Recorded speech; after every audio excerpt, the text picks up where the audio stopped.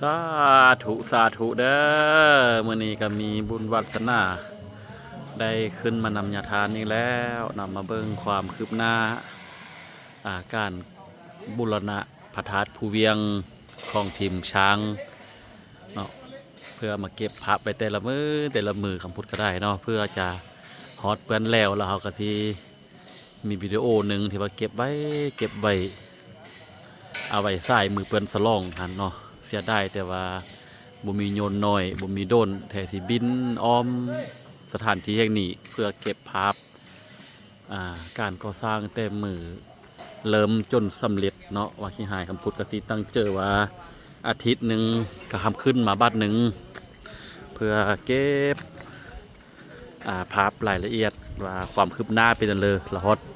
มือสำเร็จมือเปื้อนสลอง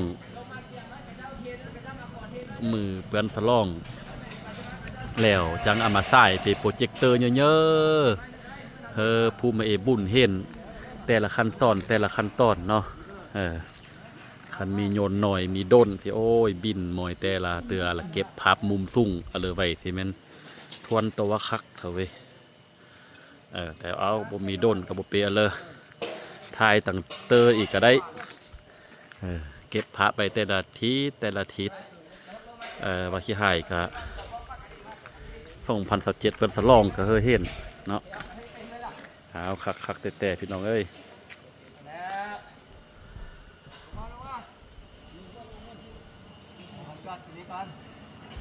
สาธุ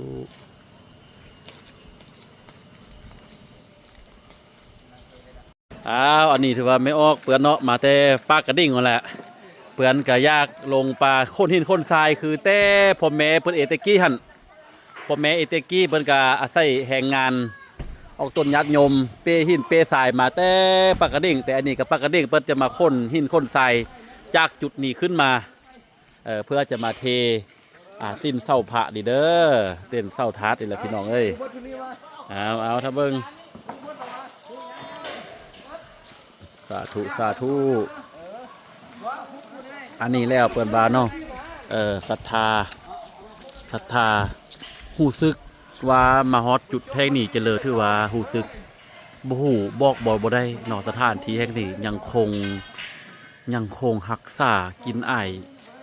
แห่งความศักดิ์สิทธิ์หรือว่าความเคารพเลื่อมใสศรัทธาบ่เสื่อมคลายว่าซะไปเนาะ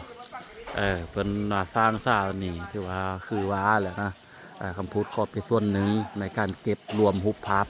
แต่ละมือเนาะทิศหนึ่งถ้าคำพูดมีกำลังพอคำพูดจะขึ้นมาทิศละเตือเพื่อจะได้ความคืบหน้าของการบูรณะครั้งนี้นะเนาะเพื่อจะรวบรวมไว้ใน YouTube เซฟไว้ละมือที่ว่าเพื่อนสลองคำพูดจังเห็นว่าเพื่อนเริ่มก่อสร้างเปขั้นเปตอนจะฮอดมือสำเร็จฮอดมือเพื่อนสลองหันเนาะฝากเทิงทุกคนไปแหงกำลังเจอนำเด้อเนาะเพื่อรักษาดังเดิมเฮามือนี้ถือว่าเฮากำลังสร้างเนาะแต่กี้กับแป๊บนี้แหละที่ว่าพ่อแม่เพิ่นอ้วนสร้างเสียแต่ว่าบ่ทันมีการบันทึกวิดีโออะไรต่างๆหันเนาะก็เลยบ่เห็นแต่มายุคสมัยนี้ถือว่าคำพูดกับผู้หนึ่งที่ว่าได้ติดตามทางญาทานปาตังหันตังนี้เกี่ยวกับงานบุญคำพูดข้อขั้นอาซาเก็บภาพนี้ไว้เพื่อให้พ่อแม่พี่น้องได้เห็นในภายภาคหน้าเสียแต่ว่าถ้าเบิ้งเนาะถ้าเบิ้งคำพูดกันยังฮิปโฮมอยู่คำพูดจะอยากได้โยนหน่อยก็คือโดนหันเพื่อบินอ้อมถาดนี่เก็บภาพมุมทุ่งมุมต่ำเพื่อให้มันสมบูรณ์แบบในมือที่ว่าเปื่อนสลองและเจ้าศรัทธาจะได้มาเห็นกลร่วมงานจะได้หูว่าขั้นตอนการบูรณะสร้างสร้างวัดทัดผู้แม่ครูพลีนี่เป็นเอาเลย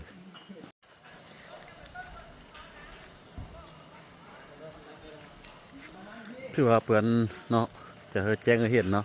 หลังจากที่ว่าก่อเหล็กดีขึ้นแล้วเพื่อนก็ถือว่าสร้างเหล็กขึ้นป่ะเนาะแต่เพื่อนก็ก่อแบบนี้พี่น้องเลยก่อแล้วเพื่อนจะที่มังทอกเสือโอบไว้แล้วก็จังแต้มงามๆต่างนี้ออกคือมาปีแบบนี้เลยฮะแหละว่าจะไป สาธุคำพุทธกสีเก็บภาพมันนี้ไว้ให้บรรดาทานได้เห็นได้หูเพื่อพอดมือสลองหันแล้วมันมาเบิ้งเลยคักซ้ำเลยเห็นเป็นนั่นเลยภาพความประทับเจอนั่นเลยจะเก็บไว้เด้อ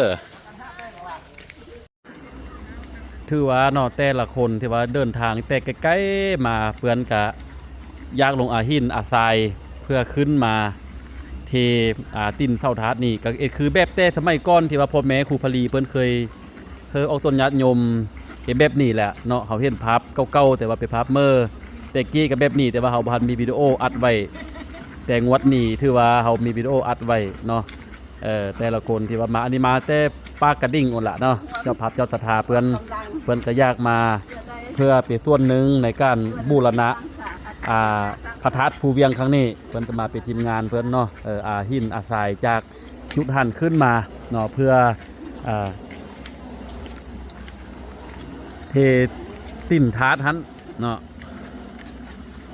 อ้าวสาธุบุญนำหมดจุกนเด้ออันนี้คือว่าขังที่สามที่พระพุทธขึ้นมาเบิ่งหนึ่งบ่ไล่จำแต่ไอ้ชั่วคูบ้าที่ว่าเพื่อนมาเกมันนี่นะนี่ก็ว่าเจ้าภาพเจ้าคาถาเป็นหมาจะปากกระดิ่งพระพุทธก็ได้ขึ้นมานำยาทานเพื่อเก็บภาพไว้เป็นที่ระลึกครั้งหนึ่งภาพนี้อาจจะเป็นภาพธรรมดาอีกประมาณ50 ปีต่างหน้าภาพนี้จะมีคุณค่าที่สุดเพอจังเห็นเมย์เพอป้าเพอลูกเพอล้านเพอแต่มันมอยอยู่นี่